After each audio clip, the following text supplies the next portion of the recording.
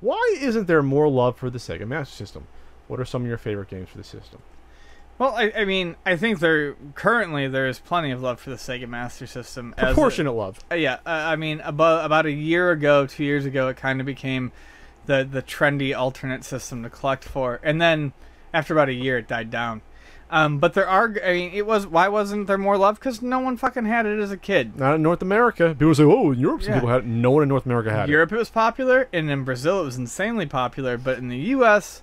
it was like 2% market share. The joke is 2 kids in every school. 2 kids in every school had it. Didn't know anyone. I knew one kid, really. I knew one kid who owned the TurboGrafx, and I don't know if I knew anyone who had a Master System. I knew one who had both, and he was a shit. But what are some of my favorite games for the system? That's pretty easy. Penguin Land is one that's one of my favorites, and I've said it about 1 billion times. It's an incredibly creative game, and it's fun as hell. I also really like the Zillion series, and I'm a big fan of Zillion 2, which a lot of people don't think is as good as the first one, because it's not an open Metroid-type game, but it's just a really good action game. I will go back to why isn't there more love for the Master System besides that 14 people owned it in the U.S.? Because a lot of those games you can find a better version on the Genesis.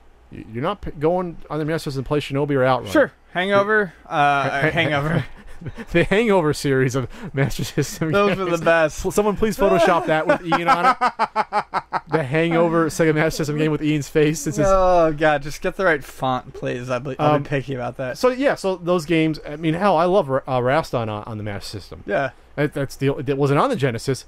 It's okay on the Master System. It's not nearly as good as the arcade. I wish it was on the Moonwalker's another example. Like Moonwalker was good on the Master System, much better on the Genesis. Like I don't know. The Master System definitely had some standalone games that were fun, but they were either available on other systems like Spy vs. Spy or Rampage, even though Rampage had the wolf character, or they were better done on the Genesis rather quickly, because you got to remember the Genesis came out in 88. 89. Early 89 in the U.S., sure. Summer 89 here. Okay, fine. I'll just take your word for it. The whole point was that they gave the Master System less than 3 years before Sega said here in America, we're done with this system. Exactly. After 2 years, we're like, no, we don't. We have this Genesis thing coming out that's already out in Japan. We're done with this. So, I mean, at that point, it was dribbling. We're talking...